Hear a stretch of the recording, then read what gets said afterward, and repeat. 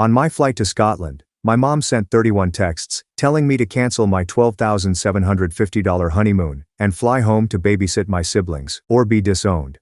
The text from my mother arrived on my phone screen at 6:41 a.m. while I was waiting in the customs queue at Heathrow Airport, and the first 3 words caused my knees to buckle.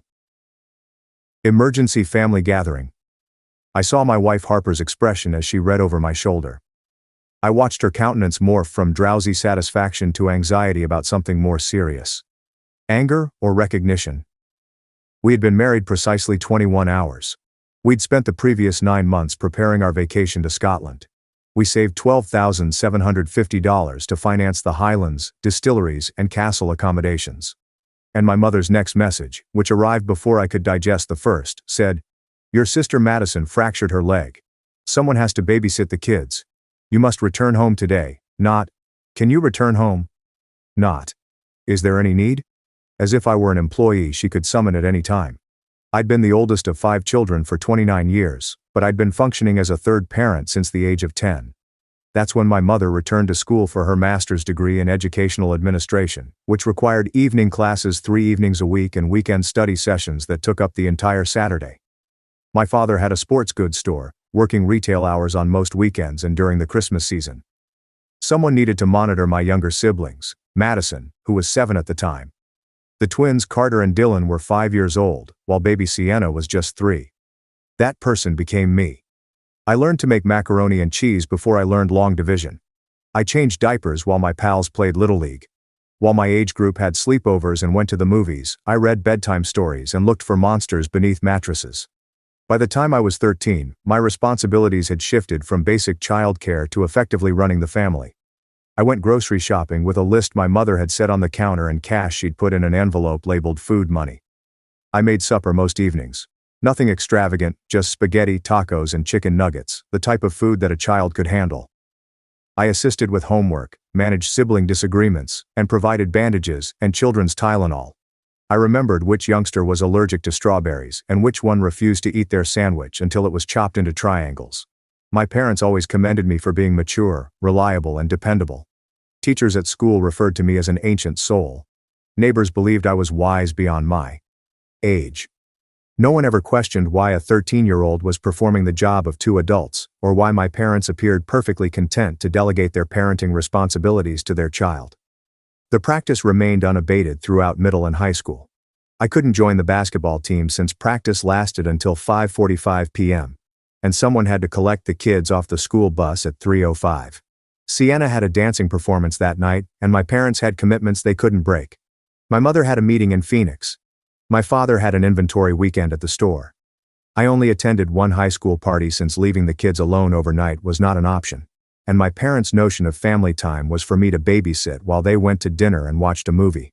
I was admitted to Berkeley with a half scholarship, my ideal school, and my mother thought it was great but unrealistic. "We need you here," she replied, stirring her coffee at the kitchen table as if she were discussing the weather. "The children rely on you. Berkeley is really far away." So I went to stayed at home, traveled 35 minutes each way, worked part-time in a campus bookstore to save money, and returned home every afternoon to make sure the kids had food and got started on schoolwork. My mother had completed her master's degree by then and was working as a vice principal at the middle school, but her hours were never in line with the needs of the students. My father was still in the store, working weekends, and unreachable. At 23, I finished with a degree in civil engineering and was immediately hired by a mid-sized business that constructed municipal water systems. Good employment, fair compensation, and genuine career opportunities. I relocated to an apartment precisely 7 miles from my parents' house. 7 miles. That was the furthest I could psychologically rationalize going since someone had to be accessible for the kids. That's when I met Harper. She worked as a pediatric occupational therapist at the Children's Hospital. Sharp, humorous, and really insightful, which made me uneasy at first. We'd been dating for 4 weeks when she casually requested for Thai cuisine. "So, how frequently do your parents truly parent their own children?" The question hit like a blow. I had been telling her about postponing our dinner arrangements the night before since my mother asked me to keep the kids while she went to a retirement celebration. "They parent them," I explained defensively. "They're simply busy. It's easy for me to help." Harper had given me a long, probing gaze. You did not help out last night. You were a parent. There is a distinction. I did not have a response for it. Harper did not push at first, but just watched. I had to regularly cancel arrangements because my mother would call with some sort of emergency, which typically meant trouble. They saw me spend my weekends driving kids to soccer games and birthday celebrations while my parents attended their own social events. I saw my phone fill up with texts from my mother at all hours. Dylan needs poster board for an assignment due tomorrow. Can you pick up Sienna after gymnastics? I am running late. Carter left his trumpet at home. Can you bring it to the school? Always posed as queries but acting as mandates because if I answered no, I would forsake my siblings. I sincerely and strongly loved my siblings. They felt like my children in ways that were probably unhealthy but very genuine. When I proposed to Harper after 3 years of dating, she said yes right away, and then said seriously, "We need to talk about boundaries before we get married because I will not spend our marriage coming second to your parents' convenience." We spent months in premarital counseling with Dr. Elise Thornton, a licensed marriage and family therapist with 11 years of experience specializing in attachment and family systems. Dr. Thornton posed questions that made me sweat. When was the last time I said no to my parents? Never. Did I get paid for childcare? No. Have they ever thanked me? Not really. Did I recognize this as exploitation? The word hit me like a cold water. Exploitation. Not helpful. Not familial support. Exploitation. We set limits 5 months before the wedding. I informed my parents that I would no longer be available for regular childcare, but that I would be pleased to assist in true emergencies. Saturday soccer games and forgotten lunchboxes did not qualify. My mother sobbed real tears, rubbing her eyes with a tissue as if I had announced my death. "After everything we've done for you," she murmured, her voice cracking. "We reared you. We made a sacrifice for you. And now you are abandoning your family." The guilt trip was well executed, refined over years of experience. But Dr. Elise Thornton had prepared me for it. "You are not abandoning anyone," she had emphasized throughout our session. "You are creating age-appropriate boundaries. You are an adult son getting married, not an unpaid babysitter." My father's answer was colder and more caustic. "Okay," he responded when I described the new restrictions, "but don't expect us to bend over sideways if you need something someday." The connotation was apparent. The relationships in our family were transactional. I offered free work. They offered what exactly? Conditional affection and reluctant approbation. I tried not to think about it too much. The wedding occurred in April. A little ceremony with 85 guests at Harper's favorite botanical park. My parents came and smiled for photographs and made a toast about how delighted they were. My mother sobbed again during the ceremony, and I wanted to think it was genuine grief over her son's wedding, not performance art intended to make me feel bad.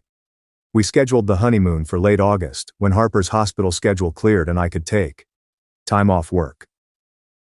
Harper had dreamed of visiting Scotland since she was a child, fascinated with Outlander and ancient history. We had thoroughly investigated everything. Flights from LAX to London to Edinburgh, rental cars, small lodgings in the Highlands, distillery tours, and castles. We'd saved every cent by avoiding meals and entertainment, worked extra hours, and putting birthday and wedding gifts directly into the vacation fund. Total cost: $12,750 for 13 days. I told my parents about it 8 months in advance. 8 months. I gave them more than a half year to make alternate childcare arrangements, plan around my absence, and accept that my life did not revolve around their demands. My mother responded by nodding blankly and saying, "That's nice, honey," as if I'd told her I was considering trying a new coffee shop. There are no questions regarding the itinerary. There was little thrill about my first overseas vacation. There was no appreciation of how significant this was to me. Just little indifference, which should have been my first red flag.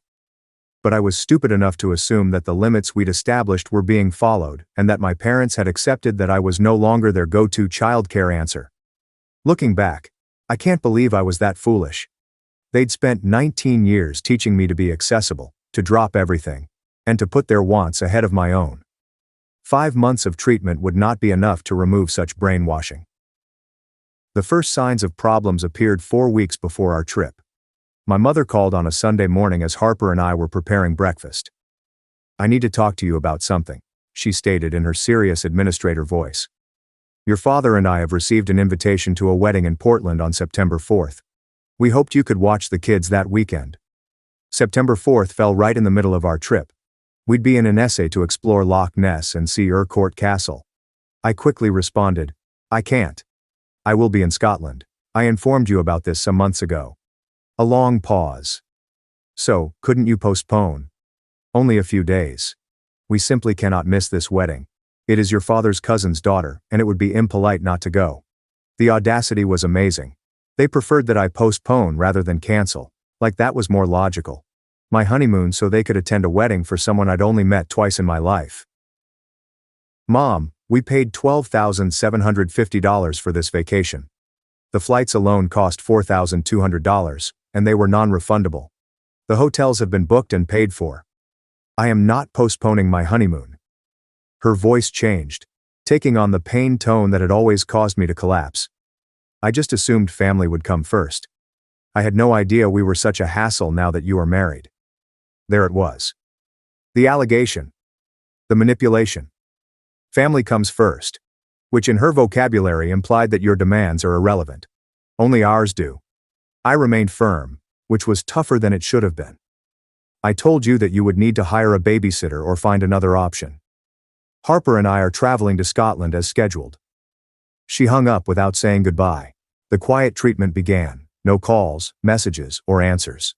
When I tried to contact the children, it took 6 days. She eventually texted. We discovered someone, a neighbor's daughter. She is charging us $240 for the weekend. I hope you have a wonderful trip. The subtle antagonistic remark about the expense was typical, especially considering they frequently spent more than that on their own date evenings and weekend trips. They had money for social activities but despised paying for childcare. The calculation only worked if my effort was worth $0. We left LAX at 10:55 p.m. on August 28th for an overnight trip to London, with a connection in Edinburgh. I notified my parents the precise dates, emailed them our itinerary, and let them know we'd be unavailable at times owing to travel and bad mobile coverage in the Highlands. My mother replied with a stern fine via SMS. My father had not replied at all. The quiet treatment persisted, and it was actually a comfort. No guilt trips, no last-minute pleas, and no fabricated crises. Harper and I boarded the plane, exhausted and excited, cuddled up in our economy seats, and finally relaxed for the first time in weeks. The flight arrived at Heathrow at 3:52 p.m. On August 29th, it is London time. We had a 2-hour stopover before connecting to Edinburgh. Time to have some dreadful airport cuisine, stretch our legs, and attempt to remain awake despite the jet lag. I turned off airplane mode on my phone while we waited at the gate, partly out of habit. It took around 45 seconds to connect to the international network. Then it began to vibrate repeatedly. The notification noises were continual, causing other passengers to look over with angry faces. My gut fell before I even looked at the screen, because I knew. Of course, I knew. I received 31 messages, 16 from my mother, 9 from my father, 4 from my sister Madison, and 3 from family friends I seldom interacted with. All sent in the 9 hours we'd spent crossing the Atlantic. All are marked urgent, and they all scream catastrophe in that manner that makes your chest constrict, even though you know intellectually that it's most likely contrived drama. I opened my mother's texts first. They were time-stamped beginning at 7:48 a.m. Pacific time, which would have corresponded to when our plane was over Greenland. Madison shattered her leg this morning and tumbled down the stairs. She's currently in surgery. This is serious. So where are you? We need you home right now. Then I can't believe you aren't responding amid a family emergency. Then your sister may have died, leaving you unreachable. My hands became shaky. Madison was now 22 years old, living at home while completing her nursing degree at the public university, and she was still a member of the household I had helped nurture. A broken leg was severe, painful, and undoubtedly frightening, but surgery seemed excessive unless it was a complicated fracture or many fractures. I wanted to call right away, but we were still in the terminal. Announcements blare as people surge by. Harper read over my shoulder, her face turning pale. "Oh no," she gasped. "Is she okay?" I didn't know yet. We discovered a calm nook beside a closed business. I phoned my mother. She answered the first ring. Eventually she snapped. "No hello." There was no awareness that I had been on a plane for 9 hours with no cell connection, just fury. Where have you been? Her voice was tight and piercing, but not filled with despair. Not the voice of someone whose daughter had just had emergency surgery. We were on an aircraft, I explained, trying to remain cool. What happened? Is Madison all right? What sort of surgery? My mother sighed deeply and dramatically. She slipped down the basement stairs this morning while hauling clothes down. The doctor stated that she shattered her tibia in 3 places. They had to put a rod in. She'll be non-weight-bearing for at least 7 weeks, possibly 9. I dialed the hospital's number on my phone, ready to talk with someone directly. Okay, that's quite serious. I'm so sad she's going through that. Is she out of surgery? Can I speak to her? My mother gave a disappointed sound. She's in rehab and extremely drugged. She is not available for phone calls. Then came the punchline, the true reason for the hurried texts. We need you to come home. Someone needs to keep the kids while we take care of Madison. Your father and I cannot handle anything alone. You need to cut your trip short and return today. There it was. Not Madison is dying and would like to see you. We do not require family help during a medical crisis, but we do need to come home and babysit since we have more essential things to accomplish. Carter and Dylan were now 19 years old, having finished their sophomore year at State. Sienna was 17 years old and a senior in high school. They were not little children who need regular care. They were almost grown-ups themselves. Mom, the twins are 19. They're old enough to care for themselves and assist Sienna. I'm not sure why you want me to travel home from Scotland on the first day of my honeymoon to babysit youngsters. Long, scary quiet. I can't believe you've gotten so selfish. Your sister recently underwent surgery, and you're concerned about your trip. There was the word again. Our vacation, not honeymoon, made it feel frivolous, optional, and something I could skip without consequences. This isn't a vacation, I said, my voice rising despite my best attempts. This is my honeymoon. We saved for several months. We paid $12,750 for this vacation. The flights are non-refundable. We just arrived 5 hours ago. Madison is going to be okay. A fractured leg is horrible, but it is not life-threatening. And the kids are teens, not toddlers. They don't need me there. My mother's voice became frigid. If you don't come home, you shouldn't bother returning to this household. You've chosen a vacation above your sister, your siblings who rely on you, and this family, and I'll make certain that everyone understands who you've become. The danger hovered in the air, familiar and unpleasant. Emotional blackmail had always been her chosen weapon, developed over decades of experience.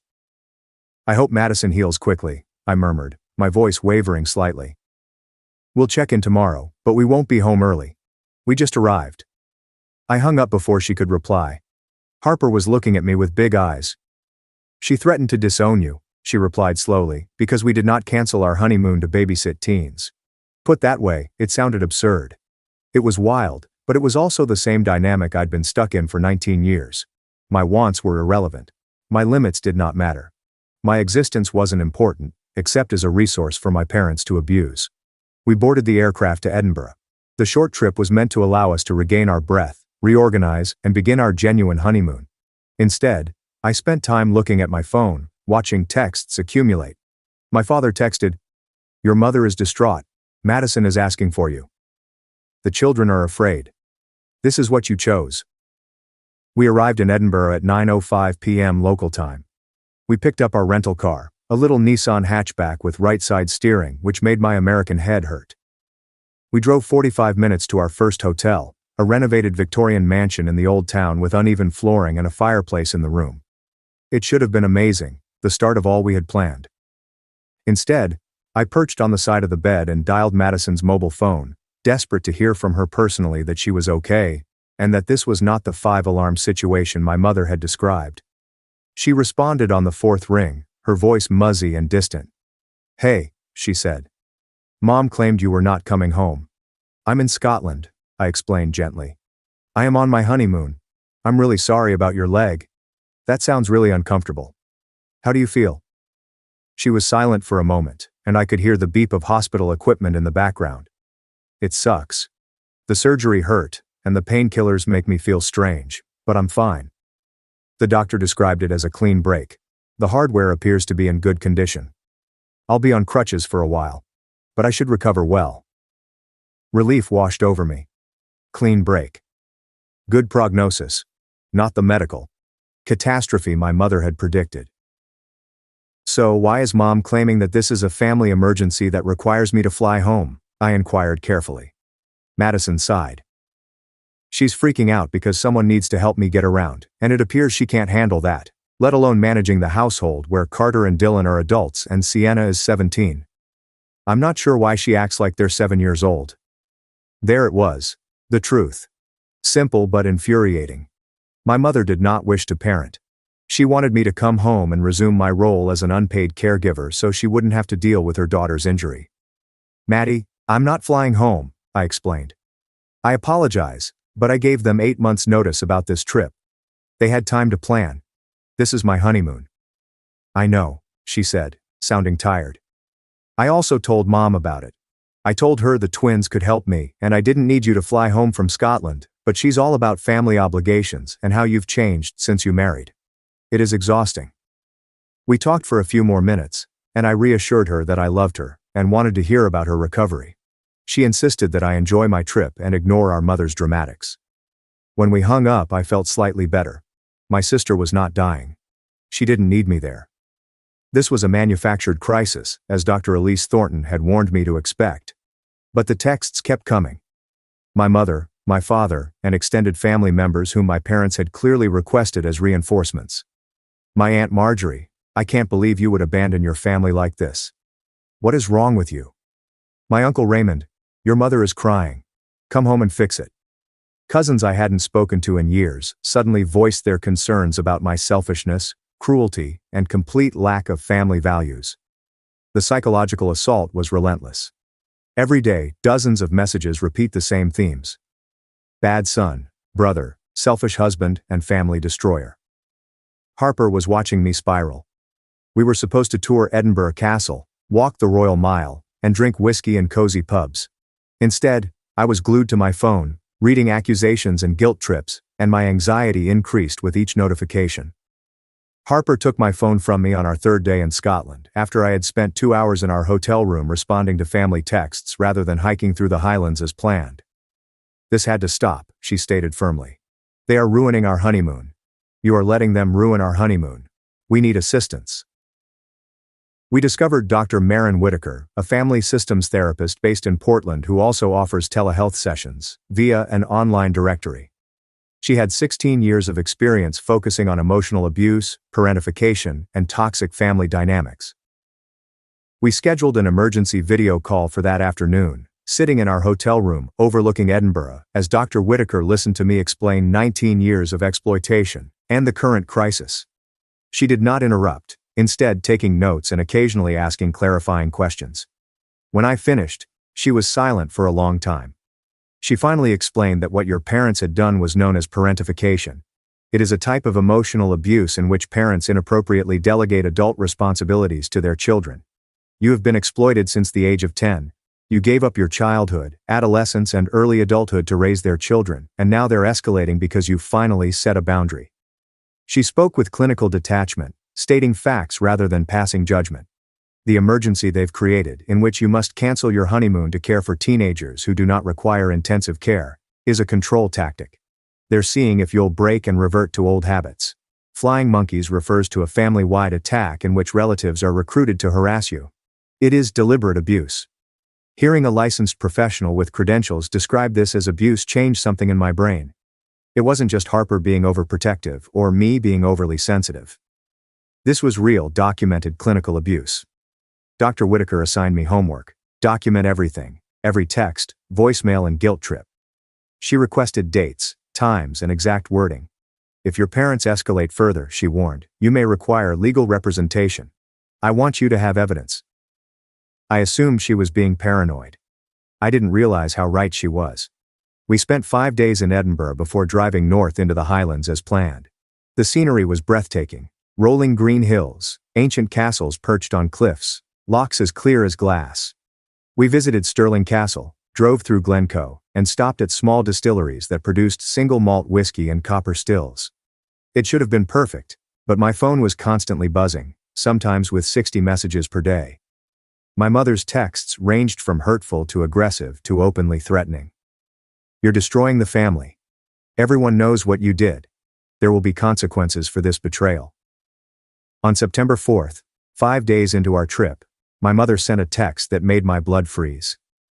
Because you have abandoned your responsibilities, we are filing a formal complaint with Adult Protective Services. The twins and Sienna are being neglected because you are not present to care for them properly. Enjoy Scotland while you can. I showed it to Harper, my hands shaking. Can she do that? I asked. Can she report me to the APS for not babysitting? Harper, who had spent years practicing pediatric medicine and dealing with bureaucratic nightmares, appeared skeptical. Adult Protective Services are for elderly or disabled adults who are abused or neglected. Your siblings are teenagers with no custody arrangements. I don't believe there is any mechanism for that complaint to stick. Dr. Whitaker was more direct in an emergency session held that evening from our hotel in Annecy. Your mother is bluffing, she stated flatly. She's attempting to scare you into returning home, but she's also creating a paper trail that could backfire spectacularly because she's effectively documenting that she can't parent her own children without the unpaid labor of her adult son. That will not look good if any agency actually investigates. She was correct about the bluff. No one from Adult Protective Services ever called, but the threat had been made, and it lingered in my stomach like poison. 3 days later, on September 7th, I received a call from an unknown Oregon number. I answered wearily, expecting a telemarketer or the wrong number. Instead, a professional male voice asked, "Is this Logan Pierce?" I confirm. "This is Troy Haldane with Child Protective Services. I'm calling because we received a concerning report about minors in your household." My brain stuttered at the words, "minors household." "I'm sorry," I said. "I have no minors in my household. I am on my honeymoon in Scotland." "Are you certain you have the right person?" Troy Haldane sounded puzzled. "The report identifies you as the primary caregiver for 3 minor siblings, Carter, Dylan and Sienna Pierce. It states that you abruptly stopped caring for the children without making alternative arrangements, putting them in danger." The pieces clicked into place with sickening precision. "My mother filed that report," I stated, "and she lied. Carter and Dylan are 19 years old. They are adults. Sienna is 17, but she is with our parents, who are her legal guardians. I am their 29-year-old brother. I have no custody, guardianship, or legal responsibility over any of them. I am on my honeymoon with my wife." There was a prolonged pause. "Could you describe your relationship with your siblings and your role in the household?" Troy asked cautiously. So I told him everything. The parentification that began at the age of 10, the 19 years of unpaid childcare, the boundaries I set before getting married, the honeymoon we had planned for months, my mother's insistence that I cancel everything to babysit teenagers who did not require intensive care, and the escalating harassment and threats. Troy listened without interruption, and I could hear him typing notes. After I finished, he said something that changed everything. "Mr. Pierce, I want to be very clear about something. The report we received was filed by your mother. In an attempt to make you appear neglectful, she has made several concerning admissions about her own parenting." He explained that CPS would perform a home evaluation within 72 hours. They would interview the children, assess living conditions, and determine whether adequate care was being provided. "For the record," Troy stated, "you are not in any legal trouble. You're an adult sibling without a custody arrangement. Your mother's claim that you abandoned minor children is factually incorrect. 2 are adults, and 1 is in her legal custody. But her admission that she cannot adequately care for her children without your constant presence is deeply concerning." We hung up. I immediately contacted Dr. Marin Whitaker again. "CPS is investigating my parents," I said, "and they are still processing it because my mother attempted to report me for not babysitting." Dr. Whitaker was quiet for a moment before saying something that will stay with me. "Logan, if CPS finds problems, it is because they exist. Not because you failed to conceal them, but because your parents have been neglecting their children while using you as a cover. You've been so effective for so long that the system never noticed what was really going on beneath the surface." She was correct. I'd been the Band-Aid on a wound that would never heal. And now that I had pulled away, the infection was visible. CPS conducted a home visit on September 9th. I was not there. I was in a small hotel in the Highlands near Loch Ness, attempting to enjoy a distillery tour while my stomach churned with anxiety. Troy Haldane called me later with his findings. "Mr. Pierce, I wanted to give you an update personally. We made an unannounced home visit this morning at 9:40 a.m. We identified several areas of concern. He listed them in the careful, clinical manner that social workers use. The house was disorganized and dirty, with dishes stacked in the sink, overflowing laundry, and little fresh food in the refrigerator." Dylan answered the door because his parents were still sleeping at 9:40 a.m. on a Thursday. Sienna had missed 4 days of school that week with no documented reason or parental contact. Troy went on to say, "We interviewed each minor child individually. They all stated that you had previously been in charge of most household management, child care, and emotional support. They described feeling confused and overwhelmed by your absence because they were unsure how to handle basic tasks that your parents had never taught them. The 19-year-olds reported being expected to fill your role while receiving no guidance or support. Your 17-year-old sister expressed feeling abandoned by both you and your parents." His voice softened slightly. "To be clear, she stated that she understands you're on your honeymoon and believes your mother is being ridiculous, but she feels abandoned by your parents, who appear unable or unwilling to engage in parenting now that you're not there to manage everything." Troy stated that CPS was opening a case. "My parents would have to complete a parenting capacity assessment, attend mandatory family counseling, and show that they could meet their children's basic needs without relying on their adult son. If they do not comply, or if Sienna's situation deteriorates after the twins move out, as they have stated they intend to do, we will need to consider alternative placement for her." The weight of it settled on me. My absence revealed such profound parental inadequacy that the state stepped in, and my mother had caused it by attempting to weaponize CPS against me. My parents' calls stopped after the CPS visit. The silence was eerie and unsettling, but the flying monkeys increased. Family members I barely knew were calling Harper's workplace, attempting to have her fired for corrupting me and destroying our family. Someone wrote on my firm's Facebook page that I was an abusive brother who had abandoned his disabled sister. My mother had apparently launched a full-fledged public relations campaign, telling everyone who listened that I'd refused to help during a medical emergency, that I'd called CPS on them out of spite, and that I was a monster who prioritized money and vacations over family. The lies were so prevalent and confidently delivered that some people believed them. Dr. Whitaker predicted this. "When you stop enabling dysfunction, the dysfunctional people will rewrite history and paint you as the villain," she had warned. Because admitting that they are the problem would necessitate self-reflection and change, which they are incapable of. It is easier to blame you.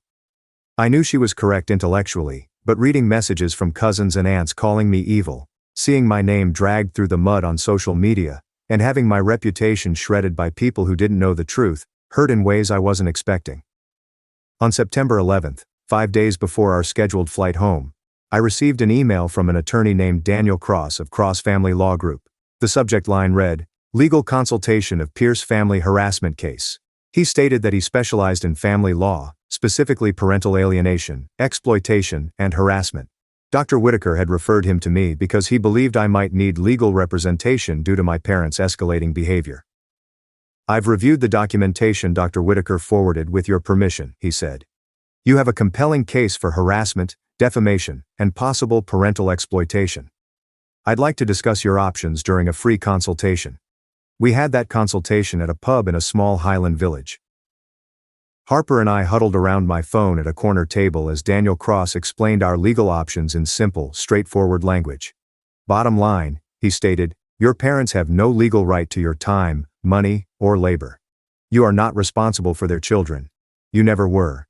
Any suggestion that you have a legal obligation to provide childcare is completely false." He explained that the defamation, which involved telling people I was abusive, neglectful, and cruel, could potentially be actionable if it harmed my professional reputation, though those cases were difficult to prove. The harassment campaign through third parties, which involved family members flooding my phone and contacting my workplace, could support a restraining order. "I recommend documenting everything, which you already do," Daniel said. "Every message, call, and social media post. If you want to pursue a cease and desist letter, I can write one. It would formally notify your parents to stop contacting you directly, or through intermediaries, making false statements about you, and leaving you alone. It is not legally enforceable like a restraining order, but it establishes a paper trail and demonstrates your seriousness. When most people realize there are actual legal consequences, they usually back down." Harper and I decided to have the letter drafted, We decided whether to send it after we returned home and could assess the situation face to face. But just having an attorney, someone with legal expertise on our side, made me feel less powerless against the onslaught. We ended our honeymoon. We visited more castles, drank more whiskey, and hiked through breathtaking landscapes that did not seem real. But every moment was clouded by my phone buzzing with abuse, the knowledge that my family was imploding while I was an ocean away, and the creeping guilt that perhaps I should have just returned home. We flew back on September 12th, landing in Los Angeles at 6:33 p.m. After 14 hours in the air, I turned off my phone's airplane mode and braced for the usual avalanche. Instead, I received a single message from an unknown number. "Hello, it's Carter. I got a burner phone so Mom can't monitor this. Can we please talk?" I called him from the baggage claim. He responded immediately, his voice tight and strained. "Are you back?" he asked. I said, "Just landed." "What's happening? Are you okay?" Carter remained quiet for a moment. When he spoke, his voice crackled. "Mom and Dad are informing everyone that you called CPS to destroy the family. They claim you made everything up to punish them. Aunt Marjorie and Uncle Raymond were here yesterday, and it was like an intervention about what a terrible person you've become." He paused. "Dylan and I know we've been trying to stay together since you left, and it's been a nightmare. Mom barely functions. Dad works before zoning out in front of the television. Sienna is struggling, and no one is helping her. The CPS lady was here, and she should have come years ago. But Mom is acting as if you orchestrated this." "I didn't call CPS," I explained carefully. "Mom called them herself, attempting to get me into trouble. However, when they investigated, they discovered real problems. That is not my fault, Carter. That is on Mom and Dad for failing to parent without my help." He made a sound that could have been either a laugh or a sob. "I understand. Dylan knows. We are not stupid. We've been witnessing this dysfunction our entire lives. You leaving has made it impossible to ignore, and we're done. Dylan and I are moving into an apartment together in 6 weeks. We have already signed the lease. We can't do it anymore." His voice was full of relief, guilt, and exhaustion. My 19-year-old brother sounded like he had aged a decade in 2 weeks. "I'm sorry you're stuck with this," I said, meaning it. "But you're making the right decision. You cannot give up your life to parent your parents. They must figure it out themselves." We talked for another 25 minutes. Me and the twin I'd helped raise, whom I'd taught to ride a bike, assisted with math homework, and counseled through breakups. He talked to me about the apartment, his plans, and his fear of leaving Sienna behind. I assured him that Sienna would be fine, that CPS was monitoring the situation, and that sometimes the best thing you can do for someone you love is to let the system work. The next day, Harper and I met with Daniel Cross at his downtown Portland office. He was older than I expected, possibly in his early 60s, with gray hair and the calm professionalism that would have cost clients a lot of money. We sat in his conference room and reviewed everything: the texts, the voicemails, the social media attacks, the CPS report, the fake emergency, the harassment campaign. Daniel took detailed notes, occasionally asking questions. When we were finished, he sat back and folded his hands.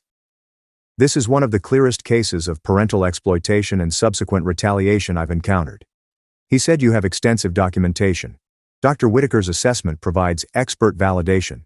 The CPS investigation corroborates your account. If your parents attempt any legal action against you, which they won't because they'd lose immediately, we can shut it down instantly." "Can they actually sue me for anything?" I asked, because at this point I didn't know what was possible. Daniel shook his head. "They could file a frivolous lawsuit. Sure, anyone can sue anyone, but they have no standing. You have no legal obligation to provide childcare for siblings. The concept doesn't exist in law. If anything, you'd have stronger grounds to sue them. 19 years of unpaid labor, lost educational opportunities, emotional damages. I don't recommend that route because family litigation is expensive and traumatic, but you'd have a viable case." He slid a document across the table. "This is the cease and desist letter. If you authorize it, I'll have it delivered tomorrow." The letter was formal and unambiguous. My parents were to cease all direct contact with me or Harper. Stop recruiting third parties to contact or harass us.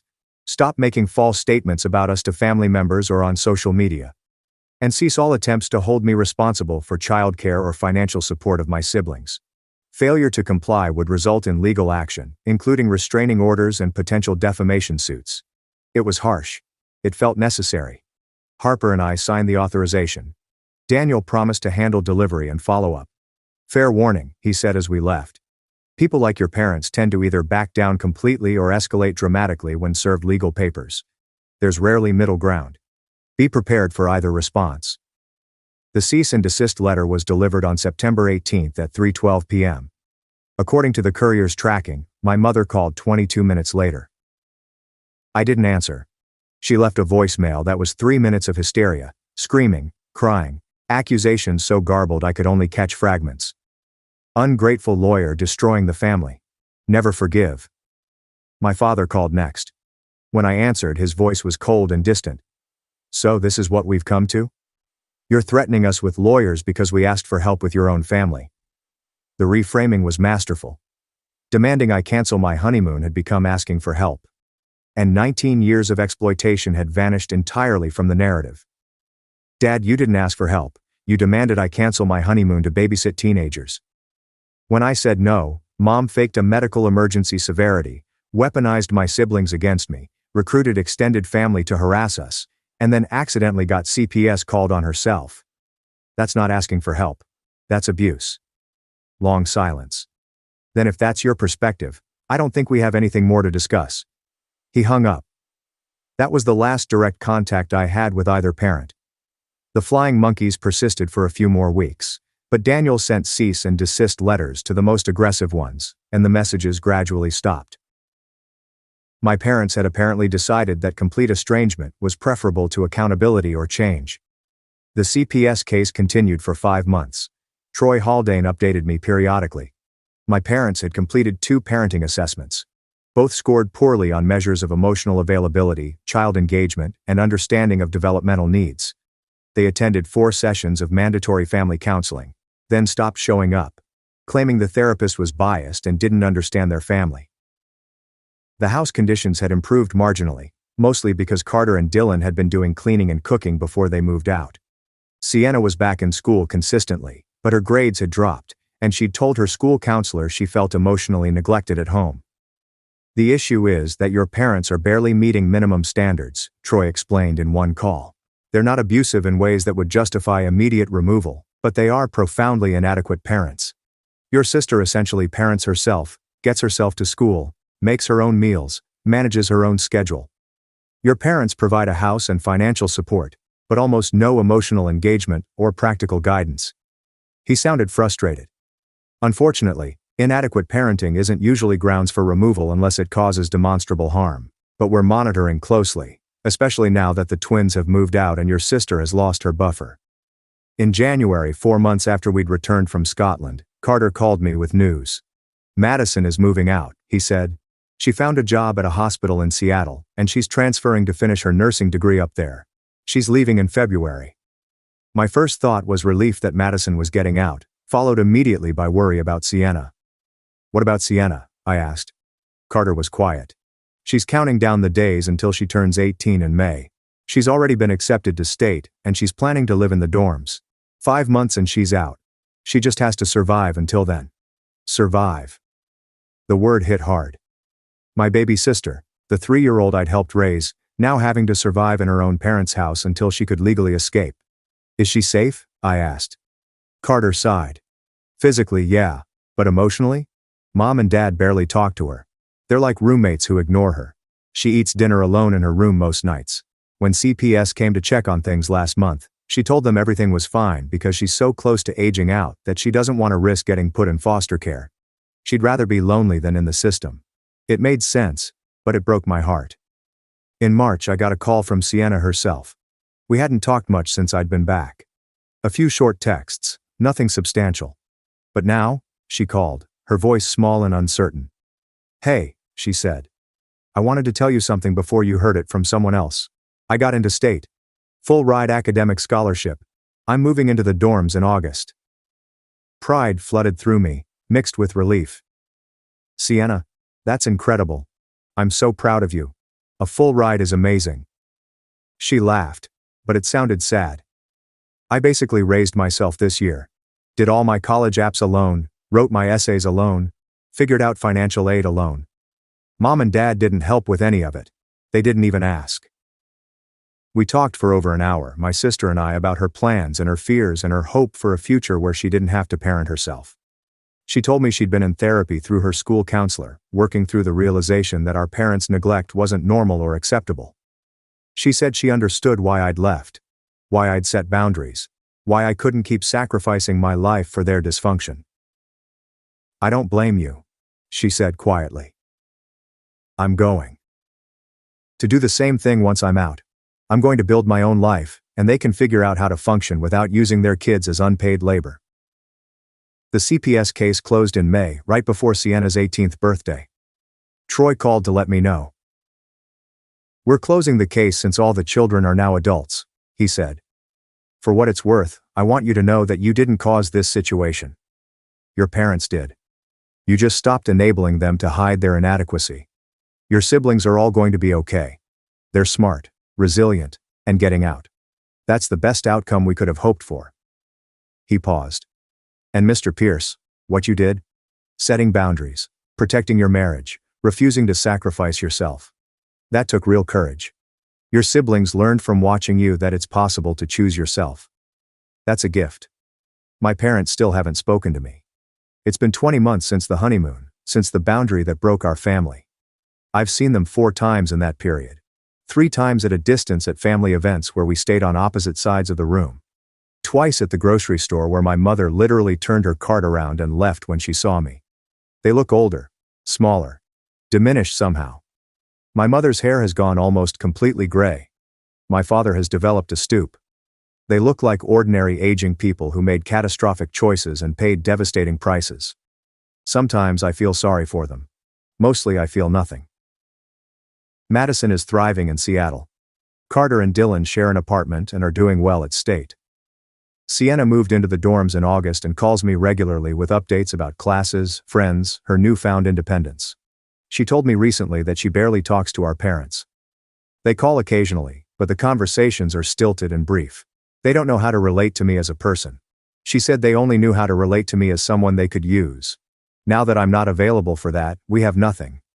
It's sad, but it's also reality. Harper and I just celebrated our 3rd anniversary. We took a long weekend to Cannon Beach, stayed at a small inn, walked on the shore, ate fresh seafood, and actually relaxed. No emergencies, no guilt trips, no manufactured crises. It was quiet and simple and exactly what our honeymoon should have been. On our anniversary night, watching the sunset over the Pacific, Harper asked if I regretted how everything had played out. You lost your parents essentially, she said softly. That's not nothing. Do you wish you'd handled it differently? I thought about it, really thought about it. About Carter's exhausted voice talking about surviving our parents' house. About Sienna doing her college applications alone. About 19 years of my life spent parenting children who weren't mine. About the honeymoon my mother tried to steal. No, I finally said. I don't regret it. I regret that it was necessary. I regret that my parents chose control and pride over relationship. I regret that my siblings got hurt.